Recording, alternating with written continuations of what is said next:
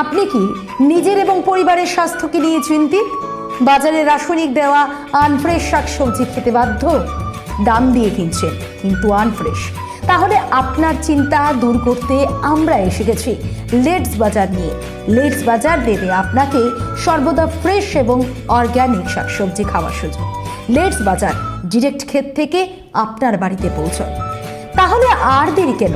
বাড়িতে বসে অর্ডার করতে আজই লগ ইন করুন letsbazaar.com বা গুগল প্লে স্টোর থেকে লেটস বাজারের মোবাইল অ্যাপটি ডাউনলোড করুন। লেটস বাজার ক্ষেত থেকে ডিরেক্ট আপনার বাড়িতে।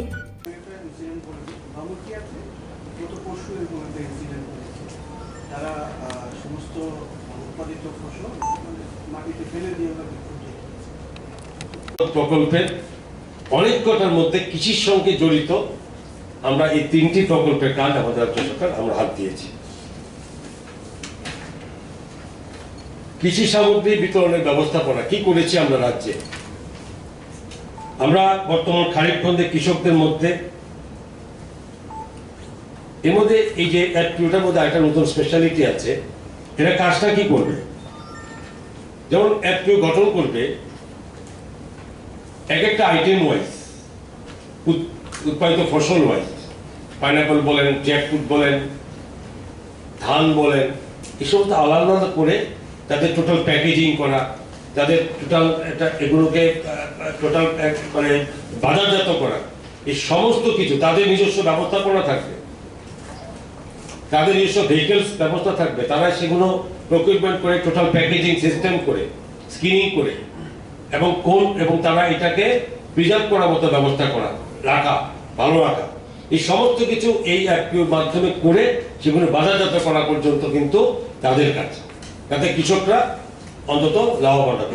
নতুন প্রকল্প সবাই অনেক সময় আমরা শুনি বলতে থাকে যে কৃষকদের বিভিন্ন সময় যাদের লস হয়, এটা পাচ্ছে না, বাজারজাত করতে পারছে না।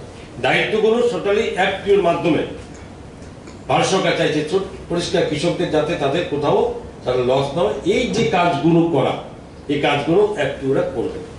তো ঠিক তেমনি কৃষি সামগ্রী বিতরণ ব্যবস্থাপনা, বীজ বর্তমান খারিফ মধ্যে কৃষকদের মধ্যে মোট আমরা 1304 মেট্রিক টন উচ্চ ফলনশীল ধান বীজ, যেখানে 55,400 হেক্টর জমির জন্য আমরা দিয়ে দিয়েছি। আর 82.25 মেট্রিক টন হাইব্রিড এই ধান বীজ 16,450 হেক্টর এবং 86.385 মেট্রিক টন ভুট্টা বীজ 4,320 হেক্টর, 106 মেট্রিক টন মাসকলাই বীজ 5,300 হেক্টর, 11.25 মেট্রিক টন কাউন বীজ 937 হেক্টর, 100 মেট্রিক টন বাদাম বীজ 1000 হেক্টর এবং 1.80 মেট্রিক টন মুগের বীজ 90 হেক্টরের বিতরণ আমরা অলরেডি দপ্তর থেকে করে দেওয়া হয়েছে, যেগুলো কৃষকরা চাষবাসে তারা হাত দিয়ে দিয়েছে। দ্বিতীয়ত আমরা সার, বর্তমানে রাজ্যে খারিফ খণ্ডে চাষের জন্য প্রয়োজনীয় মোট 32,079 মেট্রিক টন রাসায়নিক সার মজুত আছে, যেখানে সরকারি 21,750 মেট্রিক টন এবং বেসরকারিদের যারা ডিলারশিপ আছে তাদের কাছে 10,327 মেট্রিক টন। এই টোটাল 32,079 মেট্রিক টন আমাদের কাছে আছে সার মজুদ। আমরা এর আগেও বলেছি যে যতই এই কোভিড-19 কারণে যখন সারা ভারতবর্ষের বিভিন্ন জায়গায় যেখানে স্বাভাবিক মুভমেন্ট বন্ধ ছিল, রাজ্য সরকারের কাছে 3 মাসের মজুদ ছিল। আজকের দিন আমরা বলছি এই মজুদ আমরা এরপরে আমরা যেটা মজুদের বন্ধনে আমরা করেছি সেটা অক্টোবর 2020 পর্যন্ত যদি 1 কেজি সারও যদি রাজ্যে না আসে তবুও কৃষকদের জন্য কোথাও অভাব হবে না। আমরা এই মজুদ আমরা করেছি আগামী অক্টোবর পর্যন্ত এই রাজ্যের কৃষকরা এই সার পেতে কোনো অসুবিধা হবে না। এটা যদি বলি ভাগ করে বলি সেটাও বলে দিই, এটা রাজ্য কৃষকরা জানবে। Urea 9,887.92 metric ton, SSP 12,805.63 metric ton, MOP 5,608 metric ton, rock phosphate 2133.4 metric ton, DAP 1644.42 metric ton, এই সমস্ত মজুত রাজ্য সরকারের এই রাজ্যের মধ্যে আছে। যদি মাঝে মধ্যে ব্যবসা শোনা যায় যে সার বীজ পাচ্ছে না, কিন্তু রাজ্যের আমাদের সরকারি কোষাগারে বা রাজ্যের মধ্যে যা ডিলার আছে, আমরা কোথাও এই পর্যন্ত বিগত যে কয়েক মাস চলছে এতে কখনোই আমাদের কাছে কোথাও অভাব ছিল না। কীটনাশক যেটা নিয়ে প্রায় আমরা শুনি, বলতে দেখি যে সরকার কৃষকদের ওষুধ তারা দিচ্ছে না, তার জন্য জমিতে বিভিন্ন জায়গাতে বিভিন্ন কৃষকরা যারা ওষুধের না পাওয়ার কারণে তাদের চাষবাস তারা ক্ষতিগ্রস্ত হচ্ছে। প্রায় আমরা দেখি এগুলো বিভিন্ন জায়গাতে এই আওয়াজটা আসছে। আপনাদের মাধ্যমে রাজ্যের সমস্ত কৃষক অবশ্য জানে, তবু রাজ্যের বাকি সমস্ত উদ্দেশ্য আমার জানানো হচ্ছে এই, রাজ্য সরকার 2004-05, ত্রিপুরা সরকার 2004-05 সনের পরে কখনো এই ঔষধ দপ্তর সরাসরি কোনো কৃষককে দিত না, দেওয়া বন্ধ। আজকের দিনও কৃষি এবং কৃষক কল্যাণ দপ্তর সরাসরি কৃষকদের ক্ষেত্রে আমরা এই ওষুধ আমরা দেই না। কিভাবে দেওয়া হয় ওষুধ? দপ্তর থেকে বিভিন্ন ডিলারদের যাদের লাইসেন্স দেওয়া হয়েছে তারা এই ওষুধ তারা আনবে। কোন কোন ওষুধ এই রাজ্যে ফসলকে রক্ষা করার জন্য প্রয়োজন, এটা কৃষি দপ্তরের আমরা যারা বিজ্ঞানীরা আছে, যারা অফিসাররা আছে, তারা স্থির করে দেয় এই সময় আমাদের এই ওষুধগুলো দরকার আছে, এবং সেই মোতাবেক তারা ওষুধ তারা মজুত রাখে। এবং রাজ্যের কৃষকরা জানে যে ওষুধ প্রত্যেককে যদি প্রয়োজন হয় তাহলে সেই ওই যাদের ডিলার চিপ আছে তাদের থেকে তারা কিনে নেবে।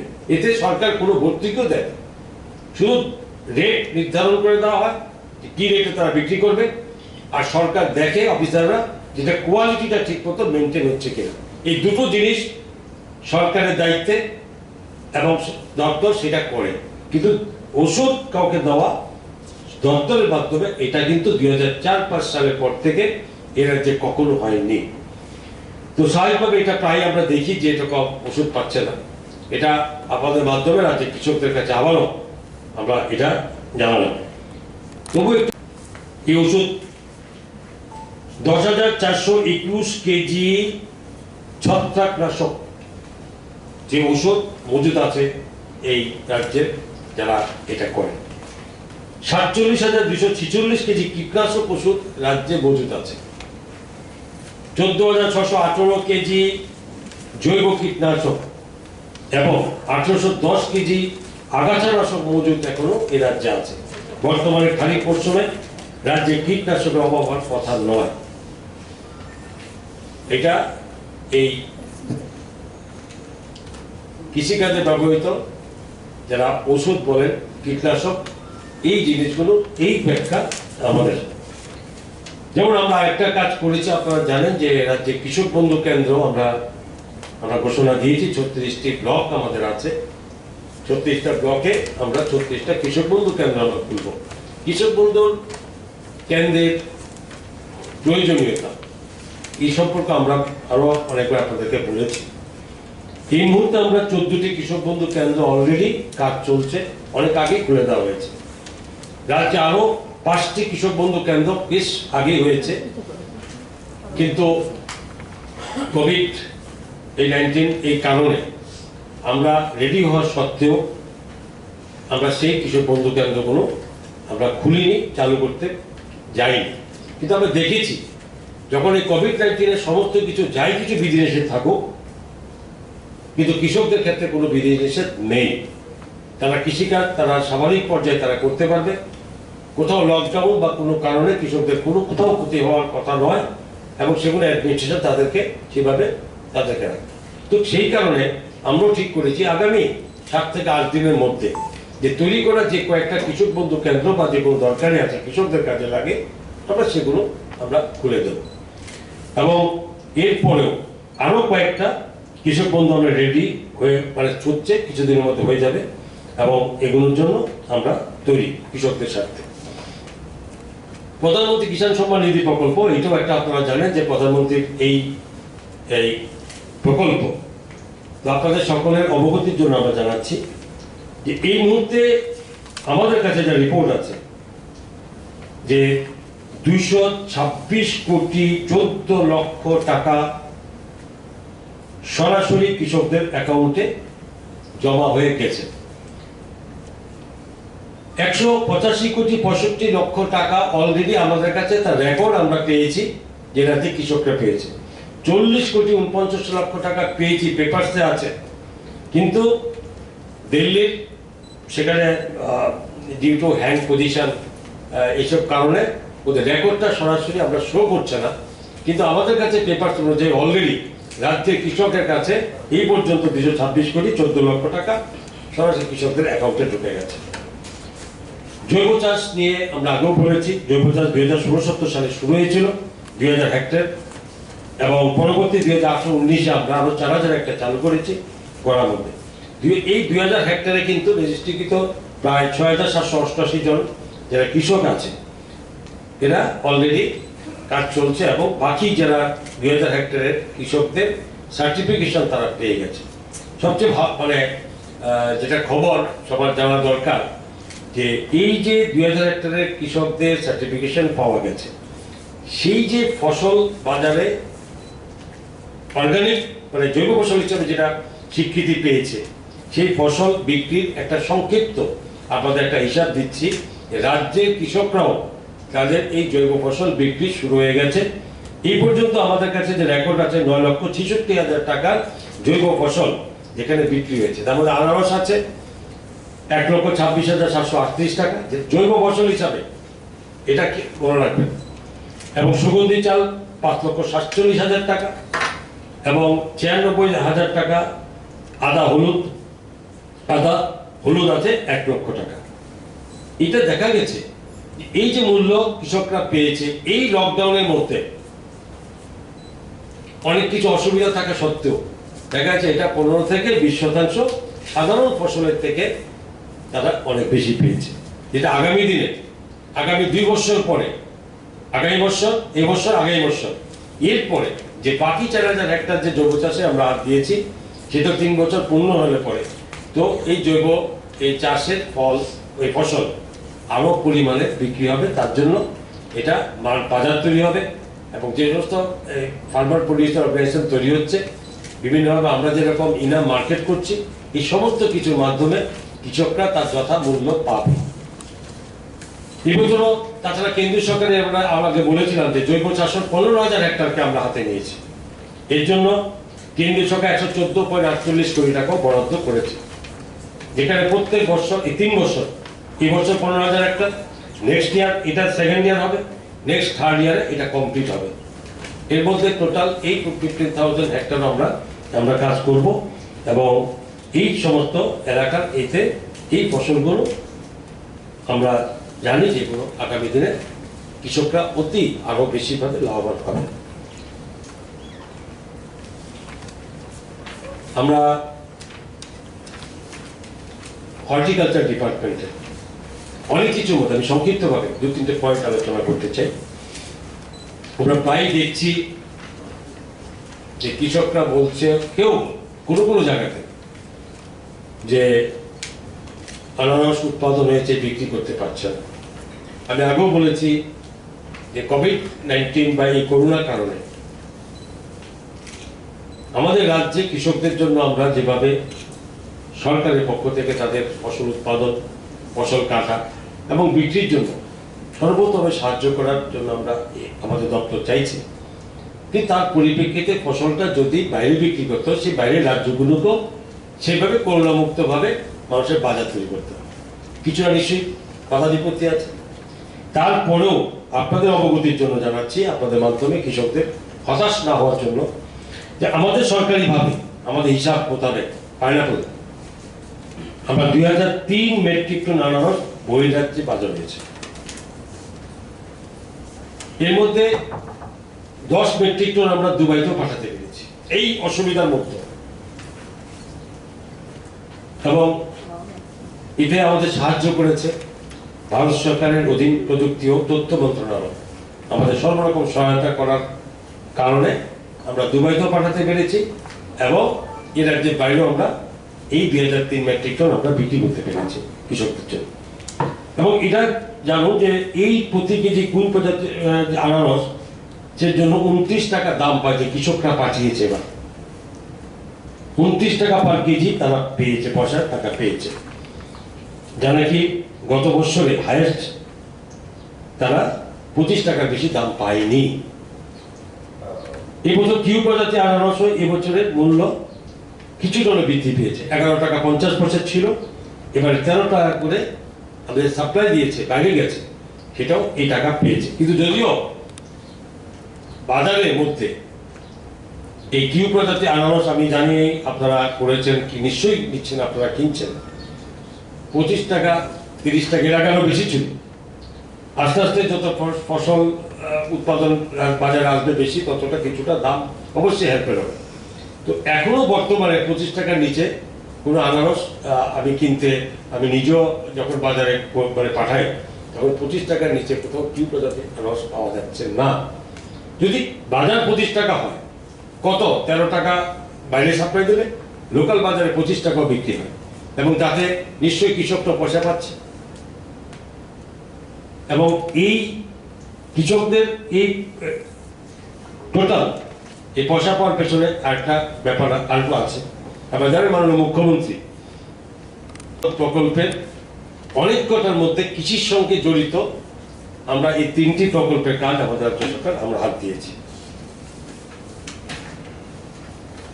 কৃষি সামগ্রী বিতরণের ব্যবস্থাপনা কি করেছি আমরা রাজ্যে? আমরা বর্তমান খারিফ খণ্ডে কৃষকদের মধ্যে এর মধ্যে এই যে অ্যাপটার মধ্যে একটা নতুন স্পেশালিটি আছে, এরা কাজটা কি করবে? যেমন অ্যাপটিও গঠন করবে এক একটা আইটেম ওয়াইজ, উৎপাদিত ফসল ওয়াইজ, পাইনাপল বলেন, জ্যাকফ্রুট বলেন, ধান বলেন, এই সমস্ত আলাদা আলাদা করে তাদের টোটাল প্যাকেজিং করা, তাদের টোটাল এগুলোকে টোটাল মানে বাজারজাত করা, এই সমস্ত কিছু তাদের নিজস্ব ব্যবস্থাপনা থাকবে, তাদের নিজস্ব ভেহিকেলস ব্যবস্থা থাকবে, তারা সেগুলো প্রকিউরমেন্ট করে টোটাল প্যাকেজিং সিস্টেম করে স্ক্রিনিং করে এবং তারা এটাকে প্রিজার্ভ করার মতো ব্যবস্থা করা, রাখা, ভালো রাখা, এই সমস্ত কিছু এই অ্যাপটির মাধ্যমে করে সেগুলো বাজারজাত করা পর্যন্ত কিন্তু তাদের কাজ, যাতে কৃষকরা অন্তত লাভবান হবে। নতুন প্রকল্প সবাই অনেক সময় আমরা শুনি বলতে থাকে যে কৃষকদের বিভিন্ন সময় তাদের লস হয়, এটা পাচ্ছে না, বাজারজাত করতে পারছে না। দায়িত্বগুলো টোটালি অ্যাপটির মাধ্যমে ভারত সরকার চাইছে পরিষ্কার কৃষকদের যাতে তাদের কোথাও তাদের লস না হয়, এই যে কাজগুলো করা, এই কাজগুলো অ্যাপটিরা করবে। তো ঠিক তেমনি কৃষি সামগ্রী বিতরণ ব্যবস্থাপনা, বীজ বর্তমান খারিফ মধ্যে কৃষকদের মধ্যে মোট আমরা 1304 মেট্রিক টন উচ্চ ফলনশীল ধান বীজ, যেখানে 55,400 হেক্টর জমির জন্য আমরা দিয়ে দিয়েছি। আর 82.25 মেট্রিক টন হাইব্রিড এই ধান বীজ 16,450 হেক্টর, এবং 86.385 মেট্রিক টন ভুট্টা বীজ 4,320 হেক্টর, 106 মেট্রিক টন মাসকলাই বীজ 5,300 হেক্টর, 11.25 মেট্রিক টন কাউন বীজ 937 হেক্টর, 100 মেট্রিক টন বাদাম বীজ 1000 হেক্টর, এবং 1.80 মেট্রিক টন মুগের বীজ 90 হেক্টরের বিতরণ আমরা অলরেডি দপ্তর থেকে করে দেওয়া হয়েছে, যেগুলো কৃষকরা চাষবাসে তারা হাত দিয়ে দিয়েছে। দ্বিতীয়ত আমরা সার, বর্তমানে রাজ্যে খারিফ খণ্ডে চাষের জন্য প্রয়োজনীয় মোট 32,079 মেট্রিক টন রাসায়নিক সার মজুত আছে, যেখানে সরকারি 21,750 মেট্রিক টন এবং বেসরকারিদের যারা ডিলারশিপ আছে তাদের কাছে 10,327 মেট্রিক টন, এই টোটাল 32,079 মেট্রিক টন আমাদের কাছে আছে সার মজুদ। আমরা এর আগেও বলেছি যে যতই এই কোভিড-19 কারণে যখন সারা ভারতবর্ষের বিভিন্ন জায়গায় যেখানে স্বাভাবিক মুভমেন্ট বন্ধ ছিল, রাজ্য সরকারের কাছে 3 মাসের মজুদ ছিল। আজকের দিন আমরা বলছি এই মজুদ আমরা এরপরে আমরা যেটা মজুদের বন্ধনে আমরা করেছি, সেটা অক্টোবর 2020 পর্যন্ত যদি 1 কেজি সারও যদি রাজ্যে না আসে তবুও কৃষকদের জন্য কোথাও অভাব হবে না। আমরা এই মজুত আমরা করেছি আগামী অক্টোবর পর্যন্ত এই রাজ্যের কৃষকরা এই সার পেতে কোনো অসুবিধা হবে না। এটা যদি বলি ভাগ করে বলি সেটাও বলে দিই, এটা রাজ্য কৃষকরা জানবে। ইউরিয়া ৯,৮87.92 metric ton, SSP 12,805.63 metric ton, MOP 5,608 metric ton, rock phosphate 2,133.4 metric ton, DAP 1,644.42 metric ton. এই সমস্ত মজুত রাজ্য সরকারের এই রাজ্যের মধ্যে আছে। যদি মাঝে মধ্যে ব্যবসা শোনা যায় যে সার বীজ পাচ্ছে না, কিন্তু রাজ্যের আমাদের সরকারি কোষাগারে বা রাজ্যের মধ্যে যা ডিলার আছে আমরা কোথাও এই পর্যন্ত বিগত যে কয়েক মাস চলছে এতে কখনোই আমাদের কাছে কোথাও অভাব ছিল না। কীটনাশক যেটা নিয়ে প্রায় আমরা শুনি বলতে দেখি যে সরকার কৃষকদের ওষুধ তারা দিচ্ছে না, তার জন্য জমিতে বিভিন্ন জায়গাতে বিভিন্ন কৃষকরা যারা ওষুধের না পাওয়ার কারণে তাদের চাষবাস তারা ক্ষতিগ্রস্ত হচ্ছে। প্রায় আমরা দেখি এগুলো বিভিন্ন জায়গাতে এই আওয়াজটা আসছে। আপনাদের মাধ্যমে রাজ্যের সমস্ত কৃষক অবশ্য জানে, তবু রাজ্যের বাকি সমস্ত উদ্দেশ্য আমার জানানো হচ্ছে এই রাজ্য সরকার 2004-05, ত্রিপুরা সরকার 2004-05 সনের পরে কখনো এই ঔষধ দপ্তর সরাসরি কোনো কৃষককে দিত না, দেওয়া বন্ধ। আজকের দিনও কৃষি এবং কৃষক কল্যাণ দপ্তর সরাসরি কৃষকদের ক্ষেত্রে আমরা এই ওষুধ আমরা দেই না। কিভাবে দেওয়া হয় ওষুধ? দপ্তর থেকে বিভিন্ন ডিলারদের যাদের লাইসেন্স দেওয়া হয়েছে তারা এই ওষুধ তারা আনবে। কোন কোন ওষুধ এই রাজ্যে ফসলকে রক্ষা করার জন্য প্রয়োজন এটা কৃষি দপ্তরের আমরা যারা বিজ্ঞানীরা আছে, যারা অফিসাররা আছে, তারা স্থির করে দেয় এই সময় আমাদের এই ওষুধগুলো দরকার আছে, এবং সেই মোতাবেক তারা ওষুধ তারা মজুত রাখে। এবং রাজ্যের কৃষকরা জানে যে ওষুধ প্রত্যেককে যদি প্রয়োজন হয় তাহলে সেই ওই যাদের ডিলার চিপ আছে তাদের থেকে তারা কিনে নেবে।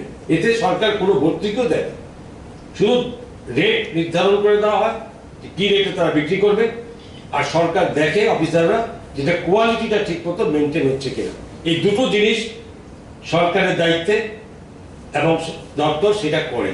কিন্তু ওষুধ কাউকে দেওয়া দপ্তরের মাধ্যমে এটা কিন্তু 2004-05 সালের পর থেকে এ রাজ্যে কখনো হয়নি। তো স্বাভাবিকভাবে এটা প্রায় আমরা দেখি যে এটা কম ওষুধ পাচ্ছে না। এটা আপনাদের মাধ্যমে রাজ্যের কৃষকদের কাছে আবারও আমরা এটা জানালাম। তবু আজকে আমাদের রাজ্য সরকারের কৃষি ও কৃষক কল্যাণ দপ্তরের যাবৎ রাজ্যের কৃষকদের স্বার্থে ভারত সরকার এবং রাজ্য সরকারের যে সমস্ত স্কিমগুলো আছে বা নতুনভাবে রাজ্য সরকার কৃষকদের স্বার্থে নতুন যে সমস্ত আমরা যোজনা নিয়েছি সেগুলো আপনাদের মাধ্যমে রাজ্যের কৃষকদের কাছে পৌঁছে দেওয়া এবং কৃষকরা এই সম্পর্কিত ব্যাপারে আর বেশি করে যাতে তারা এটা সুযোগ নিতে পারে এবং কি স্কিমগুলো সম্পর্কে আরো সচেতন হতে পারে, তার জন্য আপনাদের মাধ্যমে তাদের উদ্দেশ্যে আমরা এই সমস্ত কিছু তাদের উদ্দেশ্যে বলা।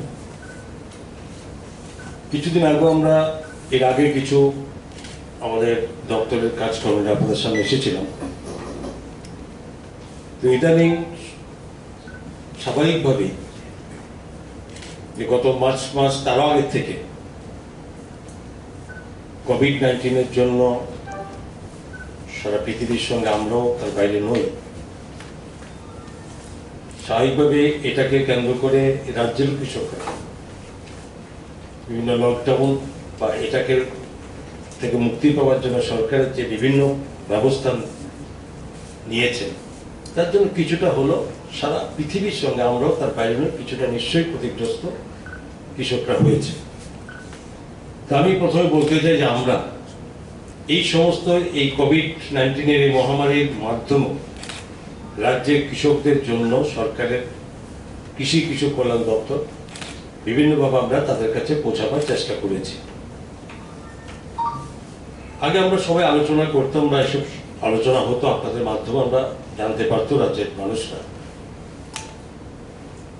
যে একটা যেরকম নতুন ভাবে আমরা যে মুখ্যমন্ত্রী ফসল বীমা যোজনা আমরা আগে বলেছিলাম যে মুখ্যমন্ত্রী ফসল বীমা যোজনা এই রাজ্যে নতুন ভাবে মুখ্যমন্ত্রী নামাঙ্কিত এবং রাজ্যের অর্থ দপ্তরের এবং রাজ্য সরকারের কোষাগার থেকে আমরা কৃষকদের কল্যাণে এই প্রজেক্ট আমরা নিয়েছি।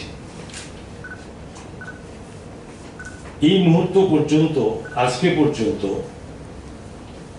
ইতিহাস রাজ্যের কৃষি ক্ষেত্রে এটা একটা ইতিহাস আমরা বলতে পারি যে এত সংখ্যক কৃষক কখনো এই ফসল বীমা যোজনা আওতায় কখনো আসেনি।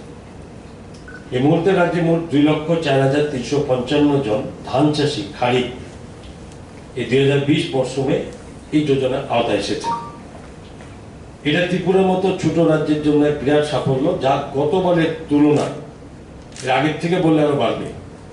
গতবারের বিগত 5 বছরে যদি আমরা দেখি তার মধ্যে গতবার ছিল তার থেকে সর্বোচ্চ, এবং সেটাকে যদি দেখি এই বছরে এই যাবৎ এই পর্যন্ত প্রায় 467% বেশি এই মুখ্যমন্ত্রী ফসল বীমা যোজনার আওতায় রাজ্যের কৃষকরা অন্তর্ভুক্তি নিয়েছে।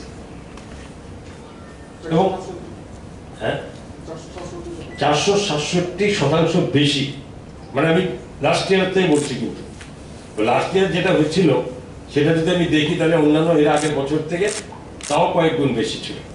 তো এই অবস্থাতে রাজ্যের এই পর্যন্ত 2,04,355 জন কৃষক এই ফসল বীমা যোজনা আওতায়। কেন আমরা বলছি? কারণ এটা বলার উদ্দেশ্য হচ্ছে কৃষকরা আগে একটা কথা ছিল যে কৃষকরা ফসল বীমা যোজনা করলো তারা তাদের ক্ষতিপূরণগুলো পেত না, কিন্তু এই বছরের এই যে ফসল বীমা যোজনা আওতায় যারা এসেছে তাদের কয়েকটা পয়েন্টের উপরে কি কি ক্ষেত্রে তারা ফসল বীমা যোজনা আওতায় এবং তাদের ক্ষতিপূরণ পাবে, এই জিনিসটা প্রত্যেকটা কৃষক যারা উৎসাহের সঙ্গে যারা ফসল বীমা যোজনা আওতায় এসেছে তাদের অবগতি এইটা যে কি হয়, বাধাপ্রাপ্ত যেখানে কোনো কারণে ধান চাষ না করতে পারে তো নির্দিষ্ট সময়সীমার মধ্যে, যেখানে 15 আগস্ট পর্যন্ত ফসল বীমা যোজনা দেওয়ার একটা দিন আওতায় লিমিটেশন আছে। এই 15 আগস্টের মধ্যে ধানটা চাষ করতে পারলো না কোনো না কোনো কারণে, তারপরও কিন্তু ফসল বীমা যোজনার এই ক্ষতিপূরণের আওতায় কিন্তু আসবে। আগে কৃষকরা ভাবতে আমি করতে পারিনি আমি আর পাবো না, এই ইন্টারেস্ট থেকে তারা সরে যেত, কিন্তু না, এবারে এটা এই কারণ যে পাবে, ক্ষতিপূরণ পাবে।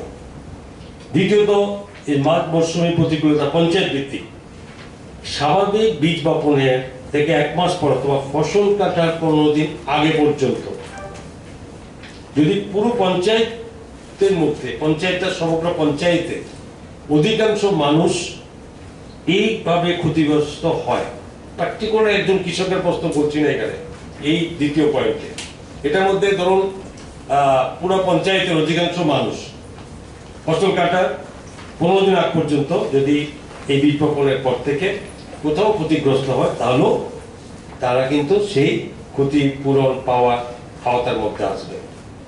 এটা কৃষকরা এই জিনিসটা স্পষ্ট তাদের বুঝতে হবে।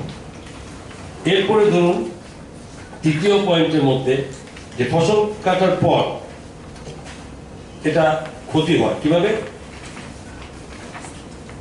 ফসল কাটার পরও ক্ষতি হয় এবং বিভিন্নভাবে তাদের যদি এরকম ক্ষতি হয় তাহলে 2 সপ্তাহের মধ্যে যদি ক্ষতি হয় কাটার পরেও সেটা 72 ঘন্টার মধ্যে তাদেরকে আবেদন করতে হবে যে ফসল কাটার মধ্যে বা তাদের কোনো কারণে কোনো রোগ বা কোনো কারণে তাদের ক্ষতি হয়েছে, তাহলেও তারা সেই ক্ষতিপূরণের আওতায় আসবে।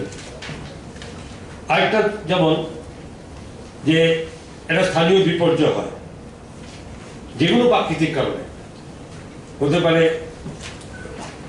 যে কোনো প্রাকৃতিক কারণ বলতে বর্ষা তো আছেই, অন্যান্য প্রাকৃতিক কারণ যদি হয় তাহলেও কিন্তু সেটা সময় মতো 72 ঘন্টার মতো আবেদন করলে তারা পাবে।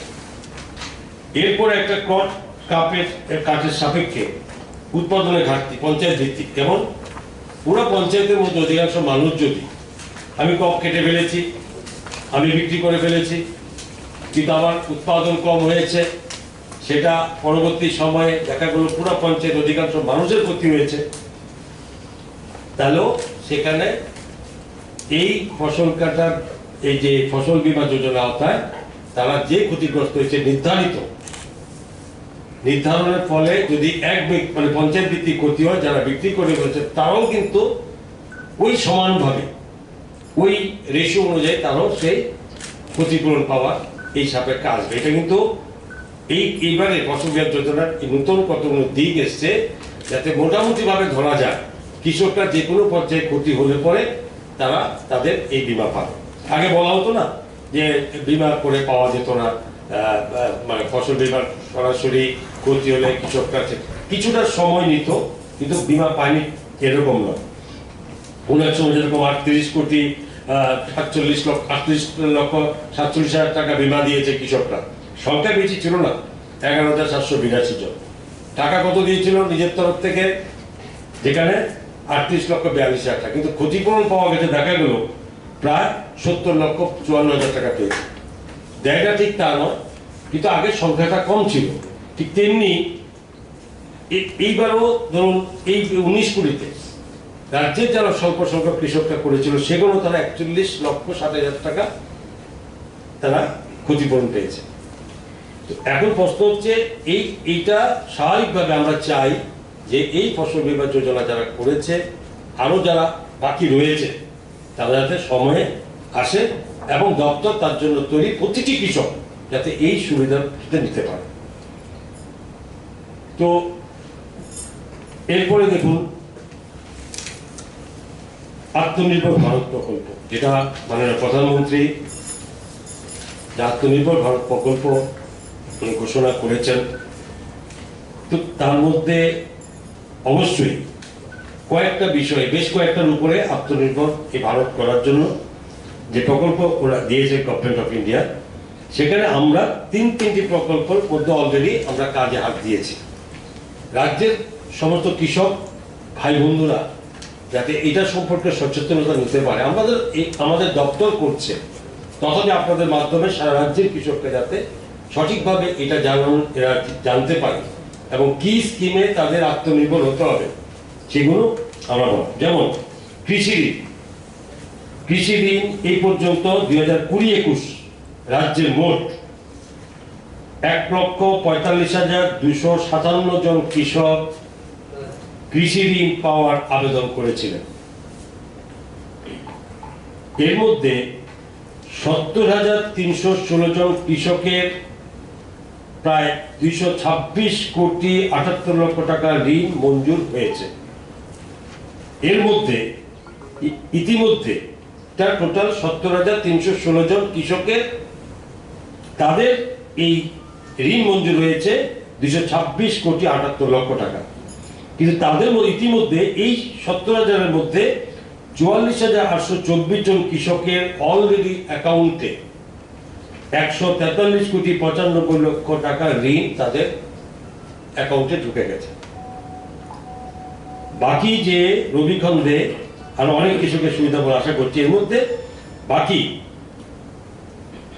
এই যে কৃষকরা টোটাল এই টাকাটা বাকিরা যারা পেয়েছে তারা তাদের টাকা পাবে। 2019-20 সালে 55,460 জন কৃষক মোট 248,58,00,000 টাকা কিন্তু তারা কৃষি ঋণ পেয়েছিলেন। দ্বিতীয়, কৃষি পরিকাঠামো উন্নয়ন, কেন্দ্রীয় সরকার এবছর কৃষি পরিকাঠামো উন্নয়নের এগ্রি ইনফ্রাস্ট্রাকচার ডেভেলপমেন্ট ফান্ড নামক একটি যে 10 বৎসর একটা প্রকল্প 10 ইয়ার্সের প্রকল্প নিয়েছেন। ইতিমধ্যেই যেটা 2029-30 সাল পর্যন্ত চালু থাকবে। ইতিমধ্যে কেন্দ্রীয় সরকার এই বছর রাজ্যকে 360 কোটি টাকা এই রাজ্যের কৃষকদের জন্য বরাদ্দ করেছে।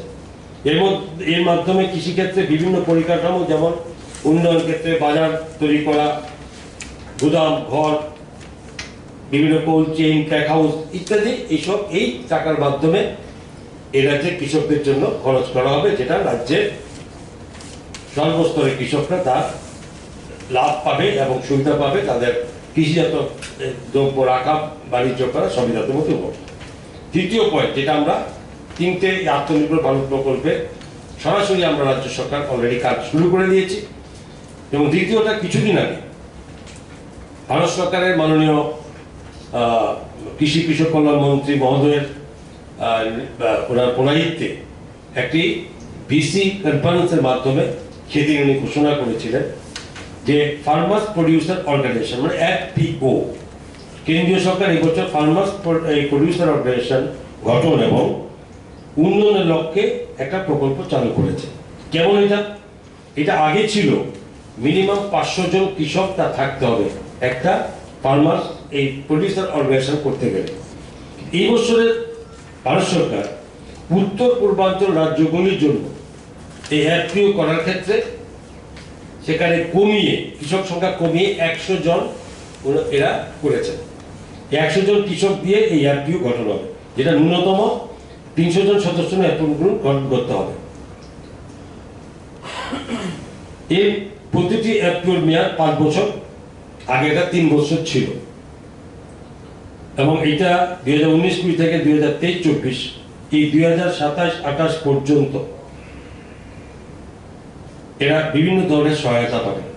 আমাদের রাজ্যের 58টি ব্লকে প্রতিটি ন্যূনতম একটি করে এফপিও গঠনের উদ্যোগ নেওয়া হয়েছে। 58টা ব্লক আছে আমাদের কৃষি ব্লক মহকুমা। এই কৃষি মহকুমাতে 58টা এই এফপিও আমরা করব, যার মাধ্যমে ভারত সরকার নির্ধারিত এই সুবিধা আসবে এবং এটা কৃষকদের জন্য এটা তাদের লাভবান হবে। ইতিমধ্যে আমাদের রাজ্যে রাজ্যস্তরীয় এবং জেলাস্তরীয় কমিটিও গঠন করা হয়েছে। এছাড়াও নাবার্ড, এনসিডিসি এবং এসএফএসির মাধ্যমে দ্রুত কাজ শুরু করার প্রয়োজন উদ্যোগ নেওয়া হয়েছে। এতে কি হবে, এফপিওগুলো এগুলোকে অফিস রুম, ফার্নিচার, ইলেকট্রিসিটি এবং স্টাফ রাখবে, ম্যানেজার, অ্যাকাউন্টেন্ট, এই ধরনের স্টাফ রাখার জন্য টোটাল এই ফান্ড এটা গভর্নমেন্ট অফ ইন্ডিয়া দেবে। এর বাইরে সরকার 15 লক্ষ টাকা করে একটা এফপিওকে দেবে। এফপিও নিজস্ব যে এই যে ফার্মার্স প্রডিউসার অর্গানাইজেশনটা করবে, তারও 15 লক্ষ টাকা করে এটার মধ্যে যুক্ত হবে। 30 লক্ষ টাকা করে এটা খুললে পরে এটা সমস্ত কৃষকদের এর থেকে লোন বা বিভিন্ন কৃষকদের সহায়তা করবে। আছে সিভিল অ্যাডমিনিস্ট্রেশনের কাছে আমাদের দপ্তর থেকে, যখনই লকডাউন ঘোষণা করে, কন্টেনমেন্ট জোন হচ্ছে,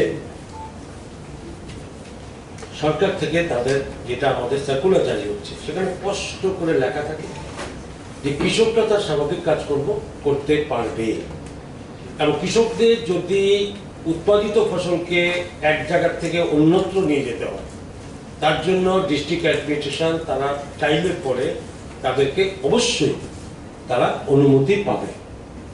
দ্বিতীয়ত, এখন প্রশ্ন হচ্ছে তারা নিয়ে যাবে কোথায়। এই যাওয়ার জায়গাটা যদি লকডাউন থাকে, স্বাভাবিকতা আজকে লকডাউন তো রাজ্যব্যাপী হচ্ছে না, রাজ্যের লকডাউনে আমি আগরতলা থেকে, বামুটেল থেকে আগরতলা আসতে হবে, উদয়পুর থেকে আগরতলা আসতে হবে। তো এই যে লকডাউনের কারণে সেখানেও সীমিত সবটা, আমি স্বীকার করি কিছু কিছু জায়গাতে নিশ্চয়ই এটার সম্মুখীন হতে হচ্ছে, কিন্তু এটাও ঠিক কথা, বাজার তো চালু আছে।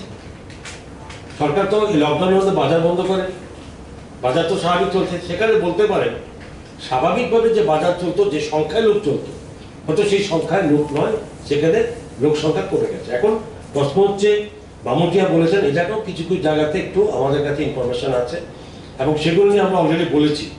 যেমন কন্টেনমেন্ট জোন করা হয়, কন্টেনমেন্ট জোনের কি সিস্টেম আছে যে ওই জোনের মধ্যে যাদেরকে পজিটিভ কেস পাওয়া গেলে ওই সেক্টরটা কন্টেনমেন্ট জোন করে দেওয়া, এখান থেকে কেউ বেরোতে পারবে না, ঢুকতে পারবে না।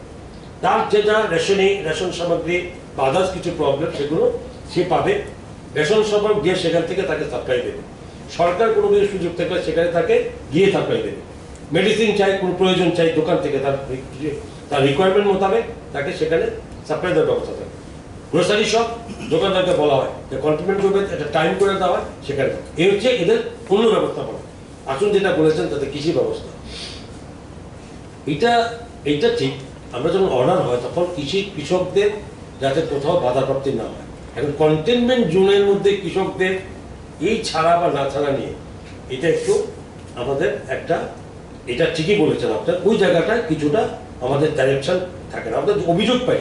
মানে এই ধরনের ধরেন যদি আমাদের কৃষি দপ্তর বা কোনো আমাদের নোটিশে আসে, তার সঙ্গে সঙ্গে অ্যাডমিনিস্ট্রেশন আলোচনা করে তার জমি করে দেওয়া। যেমন আমি একটা ছোট্ট একটা আপনার কথা উদাহরণ দিই, উদয়পুর আমি স্পেশালি কেন আমি ওখানে গেছি বলে জানি, কোনো কন্টেনমেন্ট জোনে অনেক গরু যারা পশুপালন করে, গোপালনের খাদ্যের জন্য তাদের বিভিন্ন জমিতে গিয়ে তাদেরকে ঘাস মানে কাটতে হয়, করতে হয়। কারণ কোভিড জোন হয়, কোভিডের করোনা আছে, তো এই জন্য পশু তো না খেয়ে মরতে পারবে না, তার জন্য ব্যবস্থা করে দিয়ে ডিস্ট্রিক্ট অ্যাডমিনিস্ট্রেশন। কারণ ওখান থেকে কমপ্লেন করা হয়েছে, আবেদন করা হয়েছে, অ্যাডমিনিস্ট্রেশন অন্যভাবে ব্যবস্থা করে সেখানে জমির থেকে ঘাস কেটে এনে সেই জায়গাতে তাদেরকে দিয়ে দেওয়া হয়েছে, যার যার মতো যাদের প্রয়োজন তাদেরকে নিয়ে নাও, ওই বেড়া যা দেওয়া হয় বাসের সেখানে নিয়ে নাও ব্যবস্থা করা হয়েছে। আমার বক্তব্য হচ্ছে বাবরচিয়া যে ঘটনা হয়েছে সেটাও নিশ্চয়ই তাদের সঠিকভাবে যদি তাদের আবেদনটা ডিস্ট্রিক্টে থাকতো, তাহলে কিন্তু কি বিকল্প করা যায়, কোভিড-19 কন্টেনমেন্ট জোনের থেকে যাতে তাদের বিরোধী না হয়, তাহলে কি বিকল্প ব্যবস্থা করা যায়, সেই ব্যবস্থাটা অটোমেটিক ফসল তুলে সে আসবে না, কিন্তু বাজারে খবর পেলে তার থেকে ফসলটা ওই কোভিড কন্টেনমেন্ট জোনের মধ্যে তার থেকে নিয়ে এসে তাকে বাজারজাত করে দেওয়া হয়। এই ব্যবস্থাও করা হয়েছে। সেখানে কেন হয়নি সেটা আমরা নিশ্চয় খোঁজ দেবো। আমি দপ্তরে বলবো যে এটা খোঁজ নেবেন যে ওইরকম ক্ষেত্রে কেন আমাদের সেক্টর অফিস বা যাদের এসে যারা আছেন কনসার্নিং ওই জায়গাতে কেন প্রপারলি তাদের কাছে ইনফরমেশনটা যায়নি। আমি আবারও ক্লিয়ার করি, কন্টেনমেন্ট জোন আজকে আছে কালকে হতে পারে।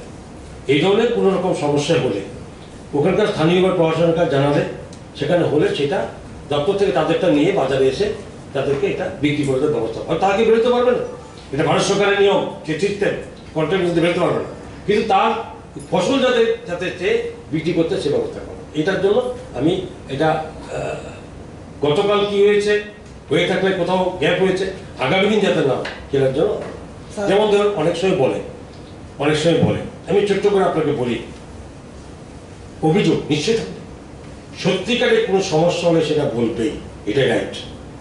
আর সত্যিকারের সমস্যা থাকলে শোনার দায়িত্ব ডিপার্টমেন্টের, সরকারের, এবং তার সলিউশন করতে হবে। এটাই তো বলো, এটাই তো কাজ। আমরা তার জন্য প্রস্তুত, যে জানতে হবে, বুঝতে হবে। যেমন দেখেছি কিছু বদনাম কি করে হয়, উদয়পুর খিলপাড়া গ্রামে, আমি সোশ্যাল মিডিয়াতে এখন সবাই থাকেন, আপনার দৃশ্য দেখেছেন, আমি দেখেছি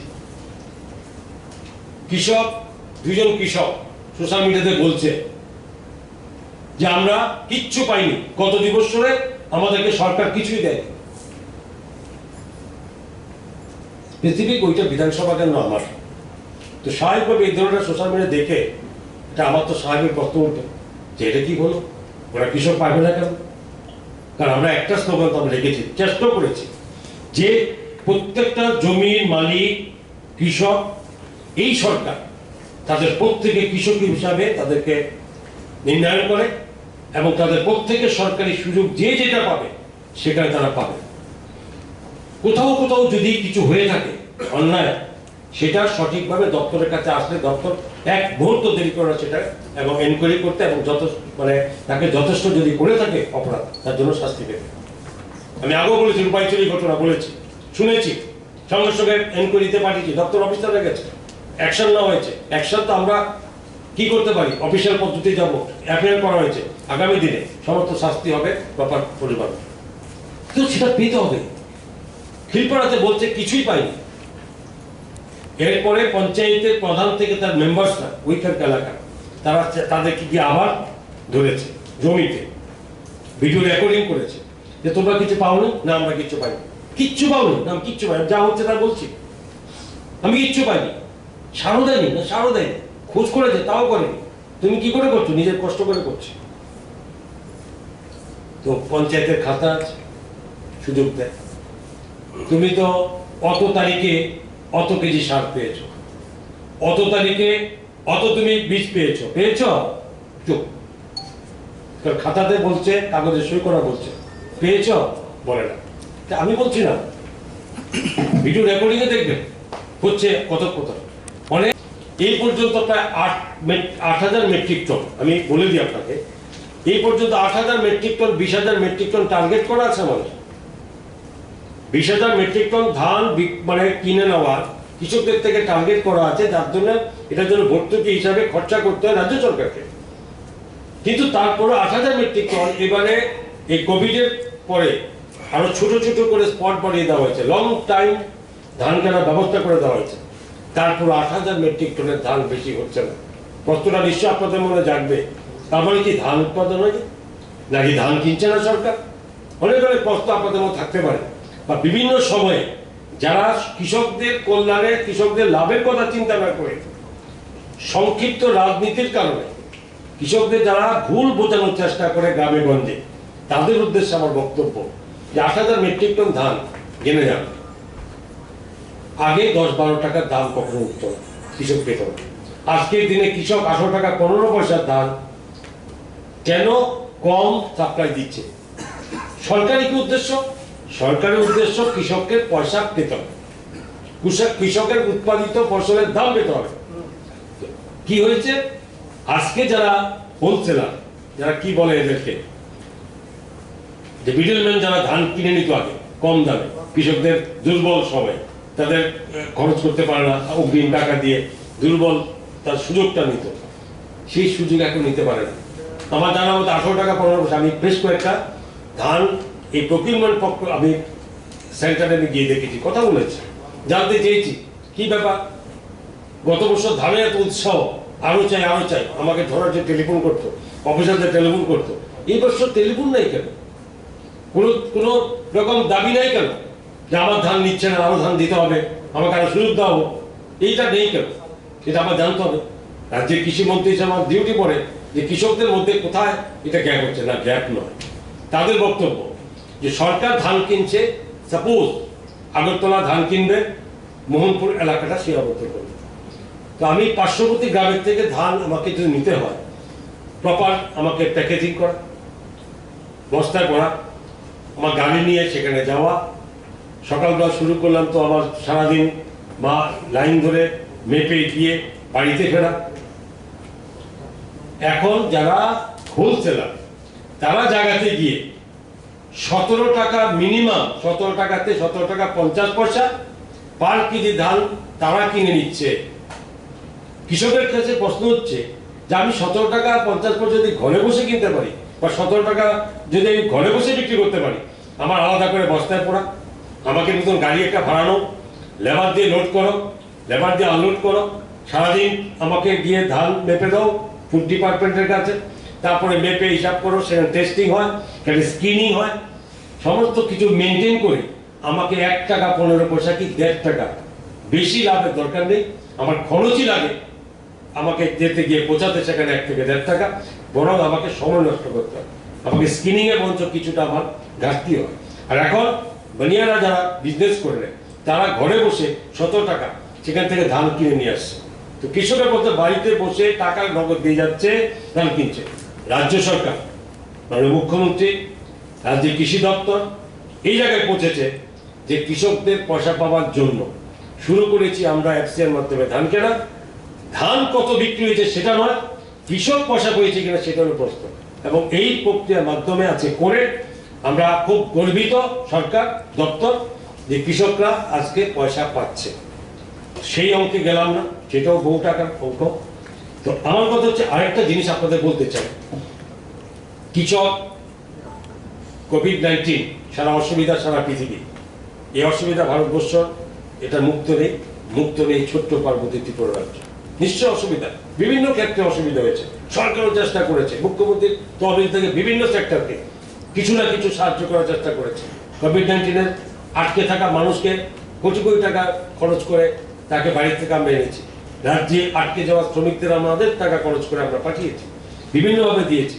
আমরা রেশনিং যা ভারত সরকার দিয়েছে, তারপরেও এপিএল ভুক্ত নয়, এপিএল নয় বা তারপরে 50,000 এপিএল এর মানে হিসাবে তাদেরকেও আমরা এই সময় আমরা দিয়েছি, আগেও দিয়েছি। প্রশ্ন হচ্ছে এর বাইরেও এরা যে কৃষকরা পেয়েছে, আমি জাস্ট একটা উদাহরণ দিচ্ছি কত টাকা যেটা বলেছি। 3,99,000 একটা রেকর্ড, 3,99,484 জন কৃষক, কোন না কোনো কৃষক বিভিন্ন স্কিম বেনিফিট কত পেয়েছেন এই পর্যন্ত নগদে 165,27,00,000 টাকা বিভিন্ন স্কিমের মাধ্যমে এই বছরে, অন্যগুলো ছাড়া 165 এবারের জন্য, এবারের মধ্যে যারা অলরেডি পিএম কিষাণ ছাড়া, কিন্তু প্রধানমন্ত্রী কিষাণ সম্মান নিধি প্রকল্প আলাদা, ওইটা ছাড়া এই যে স্কিম আছে বিভিন্ন রকম, কি বলবো আমি, প্রধানমন্ত্রী উচ্চ ফলনশীল বলুন, হাইব্রিড জাতের বলুন, এটা টাকা এবং ইয়ে নিয়ে আপনার সার বা বীজ সবটা নিয়ে, হাইব্রিড মগদানা চাষের গুচ্ছ পদ্ধতি, মাসকলাই চাষ, কাউন চাষ, বাদাম চাষ, সরিষা চাষ, আখ চাষ, এই জৈব চাষ, এই বিভিন্ন কিছু মিলিয়ে এই পর্যন্ত এই বছরে অলরেডি কৃষকদের ঘরে চলে গেছে, 3 লক্ষ নিয়ম কৃষক করেছে। আমার বক্তব্য হচ্ছে যে আমরা চাই আমাদের রাজ্যে কৃষক প্রকৃত সরকারের প্রকৃত চিন্তা ভাবনা, সরকারের প্রকৃত কার্যকলাপ এবং সঠিকভাবে রাজ্যে কৃষকরা জানুক। আমরা বারবার আমি স্বীকার করি যে বর্তমান সময় স্বাভাবিক নয়, এটা অস্বাভাবিক সময়ের মধ্যে সারা পৃথিবীর সঙ্গে রাজ্য চলছে, তাতে কৃষক শুধু নয় বিভিন্ন অংশের মানুষ সাথে নিশ্চয়ই একটা কঠিন মুহূর্তের মধ্যে আমরা চলেছি। আমরা লড়াই করছি কোভিড-19 এর বিরুদ্ধে, সমস্ত মানুষ একসঙ্গে, তো সেই জায়গাতে কিছুটা অসুবিধা হবে না এটা না নয়, কিন্তু কৃষকরা তাদের মতো করে তারাও যথেষ্ট সুযোগ দেওয়ার চেষ্টা এই দপ্তর করছে, সরকার করছে।